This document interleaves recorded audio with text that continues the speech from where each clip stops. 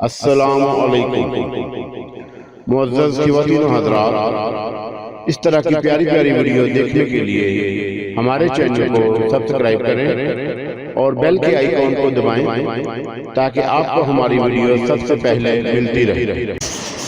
नवाज़े ने अपनी जान से महबूब बांसुरी निकाली। बांसुरी को वह हमेशा रुमाल में लपेट कर रखता था। कहते हैं कि जो साज़ीने सांस से ज़िंदा होते हैं उनका पहला सुर, चाहे वो किसी लय या रंग से भरा हुआ मस्तकुन होता है, दीवाना करने वाला होता है। वो आहंग फितरी होता है, कुदरती होता है। सांस का ताल्लुक दम से होता है। दम दम मस्त बांसुरी के सुरों में एक ऐसा बांकपन, हुक, हमक, कसक, कर्ब और कशिश है, किसी और के साथ में क्या। नवाज़े ने अपनी महबूबा के कान में हल्की सी सरगोशी की और फिर अपने सांसों का सहर फूंका। वक़्त, माहौल रात का जिगर काटता हुआ एक मुज़तरिब सा सर किसी सितारे की तरह टूटकर उस जगह तक पहुंचा जहां सुमन गुप्ती मौजूद थी। न जाने कैसे उसका दिल धड़का और उस धड़कन में एक नयापन था और इससे पहले कभी दिल की धड़कन इस तरह तेज़ ना हुई थी। इससे पहले कभी सांसों का सफ़र उस जगह नहीं पहुंचा था जहां कोई आवाज़ उठ रही थी और उसके दिल पर एक शदीद ज़ख्म लगा। गूंज की तरह कुरलाती बांसुरी ने उसका अंदर ज़िंदा कर दिया और वो जब अंदर ज़िंदा हो जाए तो फिर इंसान का बाहर मुर्दा होना शुरू हो जाता है। बांसुरी के सुरों ने एक एक करके तमाम भेद खोल दिए, जैसे सुमन गुप्ती को अपने अंदर की खुशबू का सुराग मिल गया हो।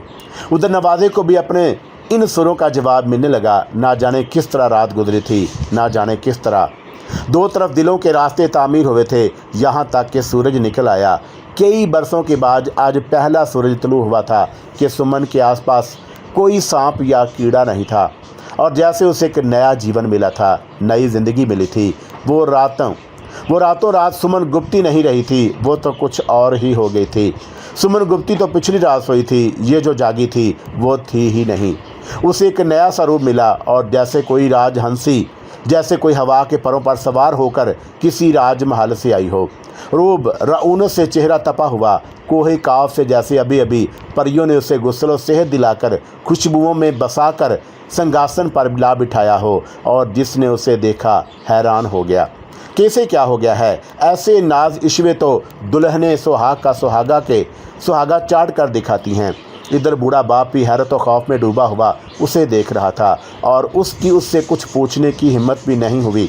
भला बाप बेटी से क्या पूछते कि तू इस कदर खूबसूरत क्यों लग रही है, तू इस कदर खुश क्यों है। बस वो उसे तके जा रहा था। तब सुमन को एहसास हुआ और उसने खुद ही इठलाकर पूछा, क्या हुआ बाबा, तू इस तरह मुझे क्यों देख रहा है? क्या मेरे सींग निकल आए हैं? बंजारे के दिल में मोहब्बत का तूफ़ान जागा। दुलार से उसके सर पर हाथ रखता हुआ बोला, क्या मैं अपनी बच्ची को देख नहीं सकता? बस तू आज बहुत प्यारी लग रही है, रब तुझे बुरी नज़र से बचाए।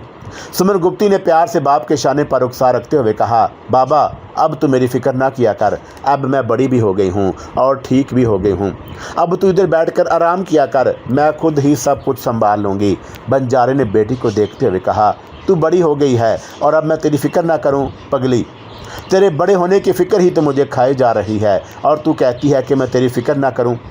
उसकी आवाज़ में बर्राहट पैदा हो गई और फिर बर्राई हुई आवाज़ में उसने दोबारा कहा कि मैं कैसा बदनसीब और मजबूर बाप हूं कि कहीं तेरा ब्याह भी नहीं कर सकता। सब कुछ जानती है तू, सब कुछ जानती है तो सुमन बता मैं क्या करूं? तुझे देखता हूं तो दिल घुटने लगता है, खून के घूंट पीकर दम साध लेता हूं। बस क्या बताऊं बेटी, क्या कहूं तुझसे? तू मेरे लिए वो जहर और ऐसा अमृत है जिसे ना पी सकता हूं ना फेंक सकता हूं। सुमन गुप्ती अपने बाप की बातों से बेखबर यूँ मुस्कुरा रही थी जैसे उसका बाप उसके साथ कोई मजाक कर रहा हो। कह दिया ना मैंने बाबा कि अब तुझसे कि अब तू मेरी फ़िक्र छोड़ और यूं ही अपना जी मैला ना किया कर। तुझे मेरा ब्याह करने और उसके बारे में चिंता करने की कोई ज़रूरत नहीं। मैंने अपना बार चुन लिया है, मेरा नत मुझे मिल गया है। सुमन गुप्ती ने इतनी बड़ी बात आसानी से कह दी और बूढ़े बंजारे ने परेशानी से होते हुए पूछा, हाँ बाबा, पेट के लिए बस अनाज ही ज़रूरी नहीं होता, उसे तो बस भरना ही होता है। मेरे ब्याह के लिए बर की ज़रूरत नहीं है, सिर्फ बांसुरी की ज़रूरत है। वो झोंपड़े से बाहर नवाज़े के डेरे की तरफ देखते हुए बोली, रात एक बांसुरी छिड़ी हुई थी और मैं उसके सुरों के भेदों से छुड़ी हुई थी और एक एक तान समझ रही थी मैं। और वो बांसुरी जो कुछ कह रही थी वो मेरे मन में उतर रहा था। और बाबा, अब बांसुरी की वो ताने मेरे सारे वजूद में बसी हुई हैं। वही मेरा बर है, वही मेरा सब कुछ है। मैंने अपना नत पा लिया, सब कुछ मिल गया मुझे बाबा। सुमन गुप्ती नींद के आलम में बोल रही थी।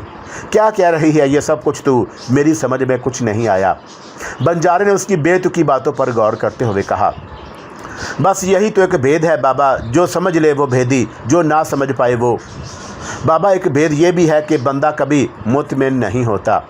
तूने ढेर सारी ज़िंदगी यूं ही अंगल मंगल में गुजारी। 4 दिन जहां बिता दिए तो दुखन होने लगी, फिर अगली खोज में निकल पड़ा, और फिर अगली, और फिर उससे अगली। बाबा, ये जीवन की खोजें कभी ख़त्म नहीं होती। बस यही भेद है कि जिस हाल में हो रहो राज़ी रहो। और तुझे इतने बड़े जीवन ने एक छोटा सा भेद भी नहीं दिया। मुझे तो एक सुख की हवक ने सारे भेद दे दिए। बाबा जी, बाबा, मैं आज इस तरफ जा सकती हूँ? और उसने नवाजे के डेरे की तरफ इशारा करते हुए ऐसे पूछा जैसे कोई बालड़ी अचानक अपने बाप से कहे कि अब्बा, मैं ये खिलौना ले सकती हूँ? बूढ़े बंजारे ने प्यार से कहा, जहाँ तेरी जी चाहे ज़रूर चली जा, पर अकेली कहीं मत जाइयो, सखियों संग जाइयो। और फिर वो कुछ सोचते हुए पूछने लगा, मगर गांव तो उसी तरफ है जिधर का तू बोल रही है। उधर तो खेत ही खेत हैं। हाँ बाबा, उधर खेत ही खेत हैं, मगर खेतों में भी तो इंसान रहते हैं। और जिसने मुझे इतने सारे ढेर जैसे भेद समझाए, वो भी तो उन्हीं खेतों में रहता होगा। नवाजे अपनी बांसुरी को अपने सीने पर रखे टेले की जनब टिकटकी बांधे देख रहा था। ये कबीला उसे कोहे काफ महसूस होता था। पिछली रात के चांद और सितारे तो कब के कहीं जाकर सोए हुए थे। मुसलसल जाग रही थी, और वो तो उसकी आंखें, और वही मनमोहनी खुशबू जो पिछली रात से उसके सारे वजूद में जा बसी थी। वो पिछली रात का शहर से वापस लौटा था। रात गई, खाना पीना और देगर ज़रूरतें कोई हैसियत नहीं रखती थीं। जब अंदर की लपक जाग पड़े तो बाहर कुछ भी अहम नहीं होता। खेतों के रखवाले खेतों को पानी दिखाकर नींद भर सोए, और फिर सुबह को डोंगरों से दूध निकाला, अपने अपने घरों को पहुंचाकर वापस आ गए। लेकिन नवाजे ऐसा खुशबू के संग सफ़र करता रहा कि वापसी का कोई पता ही ना चल सका। अफाकी, मलकूती, मावराई खुशबुएं दीवानों मस्तानों के ख्वाबों की तरह होती हैं, और जब ख्वाब और खुशबुएं आपस में गुडमुड हो जाएं तो फिर दीवानों की नींद कहाँ। बांसुरी की लय अभी तक फिजा में रंग घोले हुए थी कि अनायत खान ने रंग में भंग डाल दी। बाऊ नवाजे, तबीयत ठीक है ना तेरी? बड़े लाला पूछ रहे थे कि नवाजा रात को घर क्यों नहीं आया। जाओ घर जाकर थोड़ा सा आराम कर लो। नवाजे यूं चौंका जैसे अनायत खान ने उसे कोई ना समझ में आने वाली बात कह दी हो, और फिर उसे जैसे भूली हुई कोई बात याद आ गई, और वह चौंक कर इधर उधर देखने लगा और बोला, हाँ। और फिर उसने बांसुरी को प्यार से देखा और उसे रुमाल में लपेट कर होले से कहा कि अब तू भी थोड़ा सा आराम कर ले चंदा। कागजात का थैला और बांसुरी संभाले वो गांव के रास्ते पर चल पड़ा। गांव की तरफ निकलने वाली ये पगडंडी कोई 1.5 फरलांग आगे जाकर टेले के दामन को छूती हुई गुजरती थी। टेले से ज़रा पहले मामूली सी गहराई से गुजरना पड़ता था। ये एक बरसाती पानी की गुजरगाह थी। जैसे जैसे नवाजा आगे बढ़ता गया उसे यूं लगा जैसे वो किसी खुशबू के पहाड़ की जानब चल पड़ा हो, और वो पहाड़ उसे मकनातीस की तरह अपनी जानब खींच रहा है, और उसके पांव तेज़ी से उठ रहे थे, जबकि इस अमल में उसके अपने किसी इरादे का दखल नहीं था। वो किसी सहरज़दा इंसान की तरह बेसुध सा आगे बढ़ा। सूरज उसके पीछे और साया 20 कदम आगे। वो अपने साए को देखता हुआ आगे बढ़ गया। ये साया तो किसी जिस्म का मोहताज होता है। ये कैसा साया है? वो कुछ सोच कर रुक गया, बल्कि अपने कदमों पर बैठ गया, मगर साया ना रुका और ना ही बैठा। वो अपनी राह पर चलता और बढ़ता रहा। आगे बरसाती नाले के किनारे एक खटल आम का छोटा सा दरख्त था। साया उस दरख्त के पास पहुँच कर रुक गया। नवाजे की समझ में कुछ नहीं आ रहा था, लेकिन अचानक ही उसकी नज़र आम के दरख्त की जानब उठी। वहाँ एक मस्त शबाब खड़ी उसको लगावट भरी नज़रों से देख रही थी। साथ ही मसक कर देने वाली खुशबू का एक ज़बरदस्त झोंका उसके नथनों से टकराया। सुमन गुप्ती जैसे साए के कालीन पर पैर धरती हुई उसकी जानब आ रही थी। ये एक हसीन वजूद, नाकाबिले यकीन हैसियत रखने वाला, कोहे काफ की परियों के बारे में सिर्फ कहानियाँ सुनने को मिलती हैं। ये कहानी जिंदा जावेद हो गई थी। वो साया सिमटा हुआ उसके साथ साथ चलता हुआ आ रहा था, यहाँ तक कि वह नवाजे के सामने करीब आकर रुक गई। कई सदियां यही खड़े खड़े गुजर गईं कि ये एक दूसरे को पहचानने वाली नज़रों से देख रहे थे। तभी नवाज़े के मुंह से एक गैर इख्तियारी आवाज़ निकली, तुम वही खुशबू हो जिसने यहाँ हर जिंदा चीज़ को दीवाना कर दिया है। ये जुमले सिर्फ उसके होंठों ने अदा किए थे और उनकी साखत में उसके इरादे को कोई दखल नहीं था। जिन चीज़ों में इरादों का दखल नहीं होता उनकी बनावट का ताल्लुक दिल से होता है। सुमन के नाजुक लबों पर जुम्बश हुई, और तुम भी वही बांसुरी हो जिसके सुरों के तानों ने वो सारे भेद खोल दिए जो अभी तक मेरे सपनों की धुंध में लिपटे हुए थे। तुम यहाँ टेले पर रहने को आई हो? हाँ, और वहीं से आई हूँ, और अब संसार के आखिरी दिन तक वहीं रहूँगी, जब तक ये संसार बादलों में खो ना जाए। तुम्हारी बांसुरी के मीठे मीठे भेद खोलने वाले सुरों को सुना करूँगी। तुम्हारी खोज में कैसी कैसी मुश्किलें और मुसीबतें झीली हैं। बड़े बड़े कठिन इम्तहान से गुजरी हूँ, तब कहीं जाकर तुम मुझे मिले हो। पता नहीं यह बात सुमन गुप्ती के दिल के कौन से हिस्से से आ रही थी। नवाज़े भी ख्वाबों में डूबे लहजे में बोल रहा था, हाँ, तुम भी तो वही हो जो मेरे सपनों और ख्यालों की खुशबू हो, और मैंने जब बांसुरी पकड़ी है मैं तुम्हारी सुरें ही तो अलापता रहा हूँ। मैं अपने इसी डेरे पर चांदनी रातों में इस टेले पर तुम्हें ही देखता रहा हूँ और तुम ही को बांसुरी सुनाता रहा हूँ। मेरे अंदर कोई कहता था कि तुम एक दिन ज़रूर आओगी। तुम्हारी खुशबू मेरे लिए अजनबी नहीं है, और ये तो सदा मेरे साथ रही है और मुझे जीने का हौसला देती रही है। सुमन गुप्ती और नवाज़े यकजा हो गए। एक सुर था, दूसरा खुशबू, और उनका चर्चा आबादियों में फैल गया। उधर बंजारे का दिल यहाँ से उचाट हो गया और उसने यहाँ से पड़ाव उठाने का फ़ैसला किया और अपने लोगों से बात भी कर ली। जिसकी ज़मीन थी उसने भी यहाँ रहने के लिए एक वक़्त दिया था जो पूरा हो चुका था, और बंजारों को अपना डेरा उठाना पड़ा। लेकिन सुमन गुप्ती और नवाज़े अपनी दुनिया में मस्त थे। कभी सुमन खेतों वाले डेरे पर पहुँच जाती और कभी नवाज़े टेले के पास पहुँच जाता, लेकिन उस सुर और खुशबू के मिलन की खबर अभी आम लोगों को नहीं हुई थी। हाँ, खेतों के नौकर चाकर या फिर अनायत खान जानता था। सुमन गुप्ती के कबीले वाले भी इतना जानते थे कि ये महज वक्त गुजारी है। जब टेले से झोंपड़े उखाड़े जाएंगे और बंजारों का यह काफ़िला किसी नई मंजिल की जानब रवाना हो जाएगा, तो यहाँ के मामले ताल्लुक़ नाते भी यहीं रह जाएंगे और बंजारे अपनी लावा अलावा करके कहीं और रवाना हो जाएंगे। अलबत्ता यहाँ रहकर बूढ़े बंजारे ने बड़ी दौलत कमा ली थी, बल्कि उसने ये नुस्खा कुछ मकामी सपेरों और सन्यासियों को भी बता दिया था कि तुम इसे बनाओ और माल खाओ, जबकि असल मसला खुशबू का नहीं था। बंजारे ने यह भी बता दिया था कि नाकारा और फालज ज़दा जिस्म उस तेल की मालिश से अपनी असली हासिल कर लेते हैं और ये उसका अलग काम है। चुनाचा उसे उसके भी पैसे काफ़ी मिले और वो एक तरह से माला माल हो गया था। काफ़िले के सफ़र का ये पड़ाव से सबसे ज़्यादा फ़ायदेमंद रहा था। फिर रवानगी से एक दिन पहले बूढ़े बंजारे ने सुमन को बताया कि बेटी, कल सवेरे हम यहाँ से रवाना हो जाएंगे, और उस इलाके का मालिक रहीम खान है जिसने हमें यहाँ सिर्फ 2 महीने रहने की इजाज़त दी थी, और अब तीसरा महीना भी ख़त्म होने को है। फिर अब मेरा दिल भी यहाँ नहीं लग रहा, हम यहाँ से आगे चलने वाले हैं। सुमन ने गैर मुतवक्का तौर पर बड़े इत्मीनान से बाप की बात सुनी और बोली, ठीक है बाबा, तुमने बिल्कुल ठीक सोचा और यहाँ से जाने का सही फ़ैसला किया। तुम पूरे कबीले के मुखिया हो, तुम्हारा ये फ़ैसला हर कोई सुनता है। कल इस कबीले को रवाना हो जाना चाहिए, मगर बाबा, इस कबीले का एक फ़र्द इस कारवां में शामिल नहीं होगा, और वो तुम्हारी बेटी सुमन गुप्ती होगी। बूढ़े बंजारे का मुंह हैरत से खुल गया, लेकिन सुमन गुप्ती वजद के आलम में बोली, ये मेरे मुकद्दर के मुखिया का हुक्म है और मेरे अंदर के भेदों का फ़ैसला है। जिस तरह तुम अपना जीवन बताने के लिए सफ़र में रहते हो, उसी तरह मैं भी अपने जीवन के सफ़र में चल पड़ी हूँ। मेरी वजूद का अंत यहीं मेरे सियाने के पास है, मगर मैं जानती हूँ कि यह बात तुम्हारी बुद्धि में नहीं आएगी। अलबत्ता एक सच्चाई तुम भी जानते हो कि मैं किसी मर्द को छू नहीं सकती, मेरा ब्याह नहीं हो सकता। मैं वो चीज़ नहीं हूँ जिसे घर या झोंपड़ी में सजाया जा सके, और ना ही मैं वो गाय बकरी हूँ जिसे खोंटे के साथ बांधा जा सके। मैं तो एक जागती आंखों का ख्वाब हूँ, एक आवारा मंजिल खुशबू हूँ। मैं उसी की हूँ बाबा, जिसके सपनों में सजी हुई हूँ। बूढ़े बंजारे के तस्वर में न जाने क्या था। उधर सुमन गुप्ती मुसलसल कुछ कह रही थी। उसने क्या कहा और क्या दलीलें पेश की, बंजारे ने सुना ही नहीं था। अलबत्ता जब वो चुप हुई तो वो दोनों हाथों से सर पकड़कर ज़मीन पर बैठ गया। बाप बेटी के दरमियान एक भयानक सी खामोशी फैल गई और जिस तरह हर गहरी खामोशी के बाद कुछ ना कुछ मंजर बदलता है, बिल्कुल उसी तरह नवाज़ा भी अचानक ही आ गया और भीख बकत बाप बेटी की नज़रें उठकर उसकी तरफ जम गईं। तब नवाज़ा ने बेखुदी के आलम में कहा, बाबा मैं तुझसे सुमन का हाथ मांगने आया हूँ। मुझे आज मालूम हुआ है कि आप लोग कल यहाँ से रवाना हो रहे हैं। ये काम मेरा नहीं था जो मैं कर रहा हूँ, बल्कि मेरे माँ बाप का था।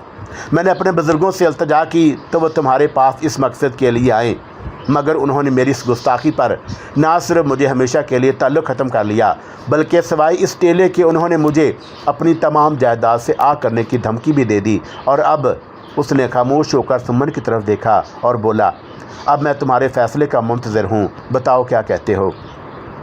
बूढ़े बंजार ने घाट घाट का पानी पिया था और उन लोगों के साथ अक्सर ऐसा होता रहता है।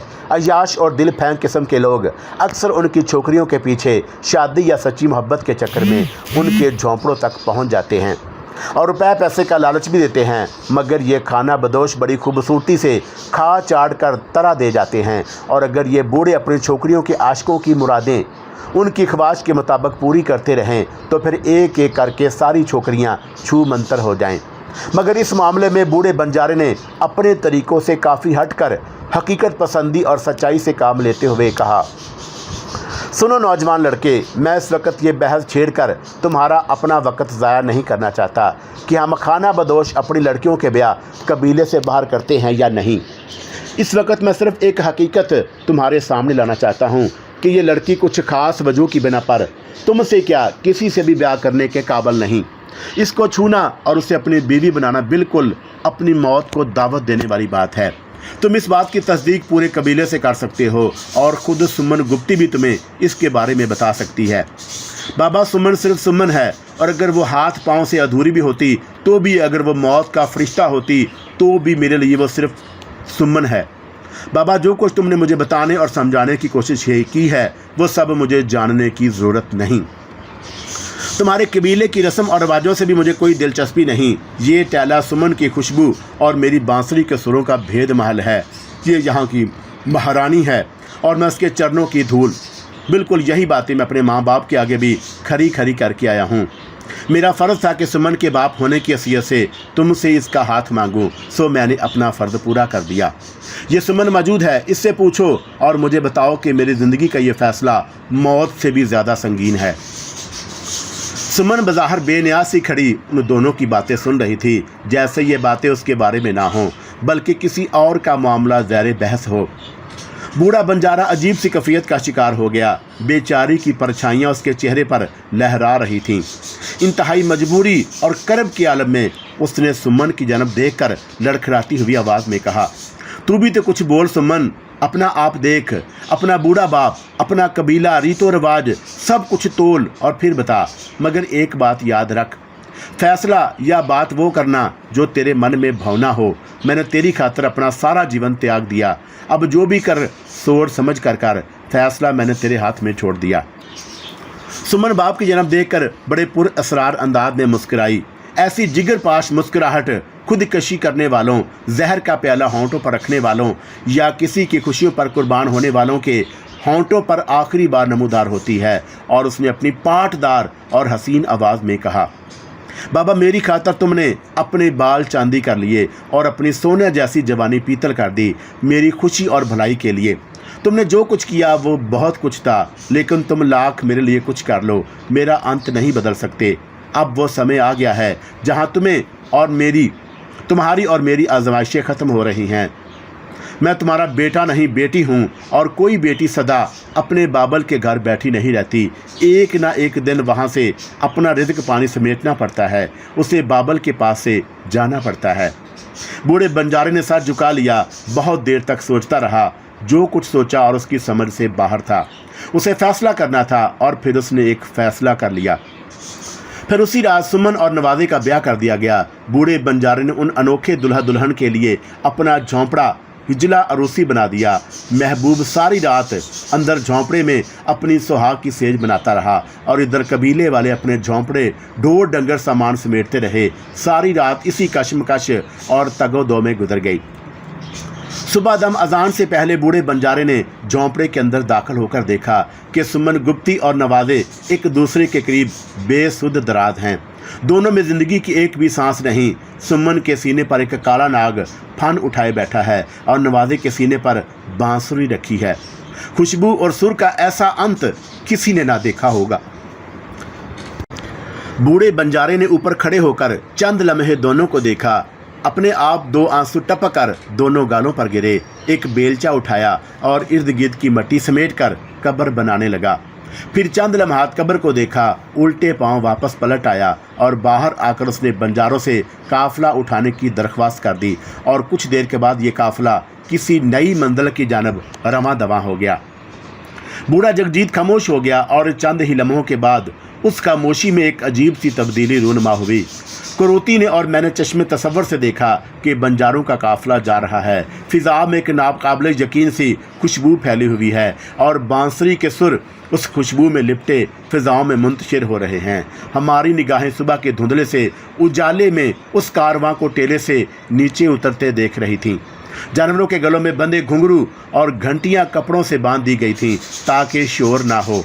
ये काफिला अपनी सुमन गुप्ती की खुशबू को उसके अंत सर के पास छोड़े जा रहा था और उनके चेहरों की वीरानी और बूढ़े बंजारे के आइंदा जीवन की महरूमी साफ नजर आ रही थी। उधर कुरोती की आंखें आंसुओं से तर हो गईं और उसके चेहरे पर एक अजीब सा कर्ब सिमट आया, जैसे वह सुमन गुप्ती हो और अपनी दर्द भरी कहानी को अपनी आंखों से देख रही हो। और तभी बूढ़े जगजीत की आवाज़ उभरी। खाना बदोश सुबह ही सुबह चले गए। उस रात नवाजे के घर में गुस्से और परेशानी का राज था और कोई भी उस घर में नहीं सोया था, ना किसी ने कुछ खाया पिया था। सारी रात इसी कश्मकश और परेशानी में कटी। अगली सुबह लोगों ने इतला दी कि टेला खाली है, बस एक झोंपड़ा अभी तक वहाँ खड़ा है। नवाजे के बाप ने और दादा ने तो रात ही को नवाजे और उसकी जिद पर लानत भेजकर उसकी आखिरी ख्वाहिश के तौर पर यह टेला उसे बख्श कर बाकी तमाम जायदाद और ख़ानदान से आग कर देने का ऐलान कर दिया था।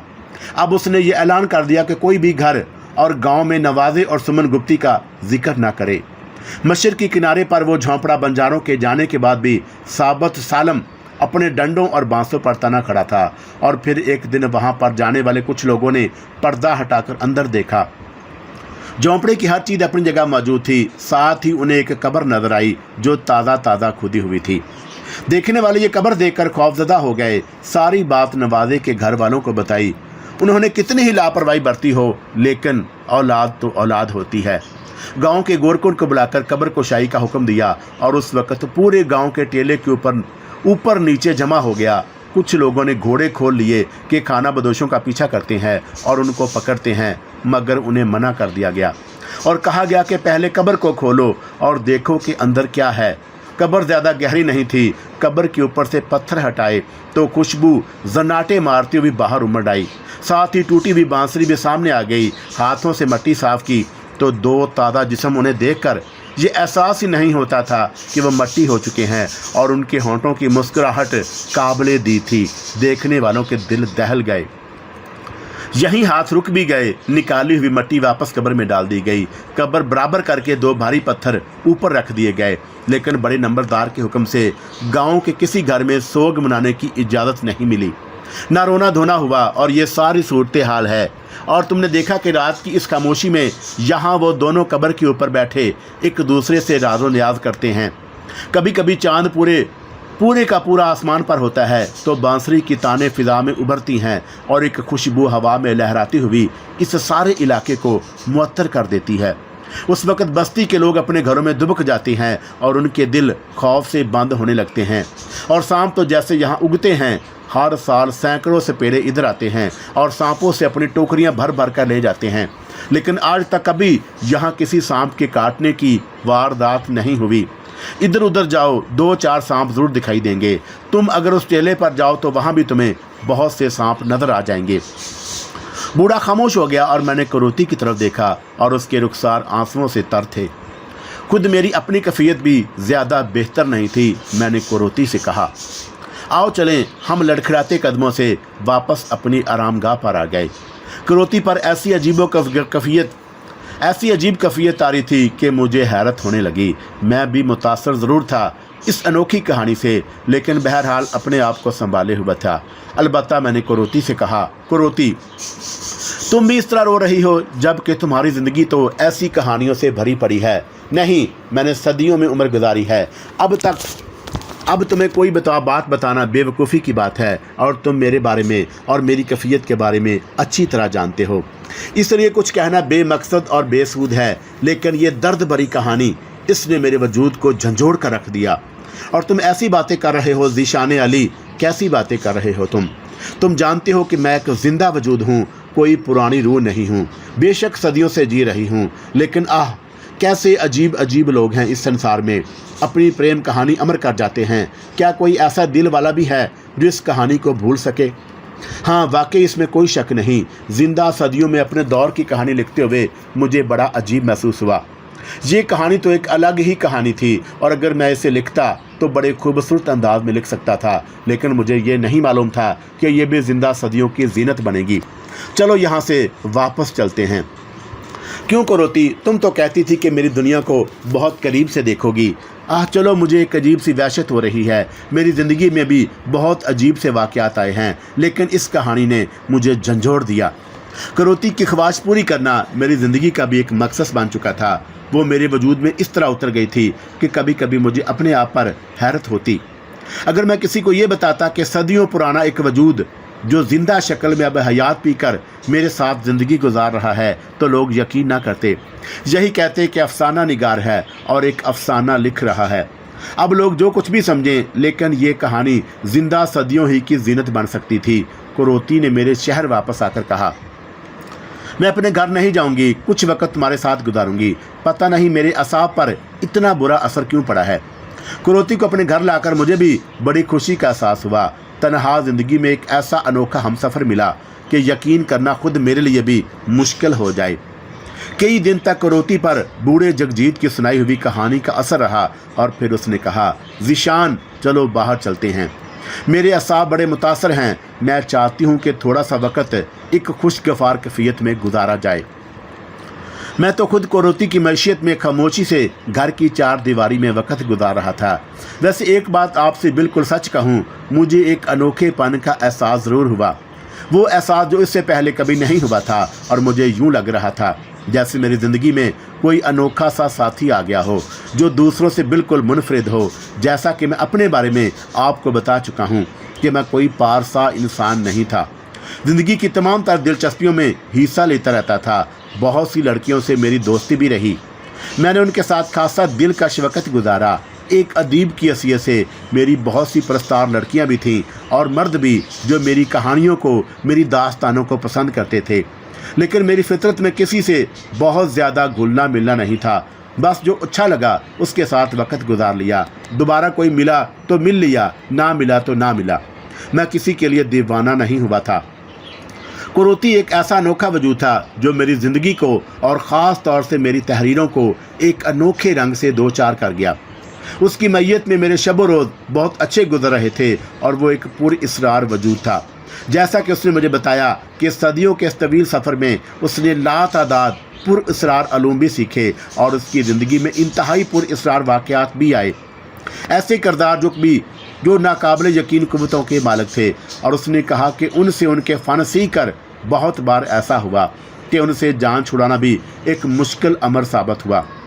उसने साफ गोई से कहा कि मैंने उनसे उनका फ़न लेकर उन्हें मौत के घाट उतार दिया, और अगर मैं अमृत जल ना पी चुकी होती तो जब उन्हें ये इल्म हुआ कि मैंने आन का ज्ञान उनसे ले लिया है, तो वह मुझे मौत के घाट उतारने पर तुल गए, लेकिन ऐसा न कर सके। कुरोती, क्या कभी तुम्हारा दिल इस संसार से उकताया? मैंने उससे पूछा, और वह किसी सोच में डूब गई। फिर बोली, फैसला नहीं कर सकती, बस अगर कहीं मन लग गया तो खुशी से गुजार लिया। मैं तुम्हें बता चुकी हूँ कि अगर तुम्हारे साथ में तुम्हारे जीवन के आखिरी दिन तक रहूँ तो मेरा तो कुछ नहीं होगा, लेकिन आखिरकार तुम मुझसे जुदा हो जाओगे। कभी कभी ऐसी जुदाई मुझे बड़ी दुखती है, और ना जाने कितने अरसे तक मैं दुखों में डूबी रहती हूँ। ऐसे वाक़यात हुए हैं। मैंने उससे सवाल किया, और मुझे अपने आप पर हंसी आने लगी। वो सदियों पुरानी औरत थी और मैं उसका लम्हों का साथी। लेकिन इंसान की फितरत में थोड़ी सी रकाबत ज़रूर होती है। लाख साफ और कुशादा जहन का मालिक था, लेकिन उसके इन अल्फाज पर मैंने एक रकाबत सी कैफियत महसूस की। वो बहुत ज़ायरक थी। उसने मेरे चेहरे पर यह कैफियत नोट कर ली और मेरे बाजू पर हाथ रख कर बोली, मगर मन से कह रही हूँ कि तुम मेरे लिए बहुत बड़ी हैसियत के मालिक हो। मैंने कोई जवाब नहीं दिया। हम खूब सैरो सेहत करते रहे। वो बहुत मुतासर हो रही थी। कहने लगी, देखो ज़ीशान अली, उस दिन मैंने तुम्हें एक बात बताई थी और मैंने महसूस किया था कि तुम्हारा दिल उदास हो गया है। तुम मेरे बारे में दूसरे अंदाज में सोचने लगे हो, लेकिन मैं सच बता रही हूँ कि मैं उस समय तक तुम्हारे साथ रह सकती हूँ जब तक तुम्हारा जीवन साथ दे। कहीं और नहीं जाऊंगी और किसी और को नहीं देखूंगी, लेकिन जब भी तुम्हारे बिना सोचूंगी तो मुझे बहुत अजीब लगेगा। तुम जैसा किरदार मेरे जीवन में कभी नहीं आया। अलबत्ता एक बात पर मुझे हैरत है। क्या? मैंने खुश होकर पूछा। गौतम भंसाली कहाँ जा मरा? इतने दिन हो गए तुम्हारे साथ वो नज़र नहीं आया। हालांकि वो अब शदीद रकाबत का शिकार होगा, क्योंकि मैं तुम्हारे साथ जो समय बिता रही हूँ गौतम भंसाली और उसके एक एक लम्हे के लिए तरसता रहा है। और मुझे एक बात बताओ करोती। हाँ पूछो। तुमने पहले भी मुझे बताया था कि गौतम भंसाली रूप बदल सकता है। वो तुम्हारी मनपसंद वजूद की हैसियत से भी तुम्हारे सामने आ सकता है, और उसने ऐसा क्यों नहीं किया? मैंने बताया था कि मेरा ज्ञान उससे कहीं ज़्यादा आगे का है। वो अपने ज्ञान ही किसी मार खा गया है। वो नहीं सीख सका जो मैं सीख चुकी हूँ। वो अगर चींटी की शक्ल बनकर भी मेरे सामने आए तो मैं उसे पहचान लूँगी। वो गौतम भंसाली है। हाँ तुमने बताया था करोती। मैंने कहा। कई दिन मज़ीद गुजर गए। मैंने अपनी किताब में कुछ नहीं लिखा था, और फिर उस दिन उसने खुद ही कहा कि अगर तुम इजाज़त हो तो अपने घर हो आऊँ।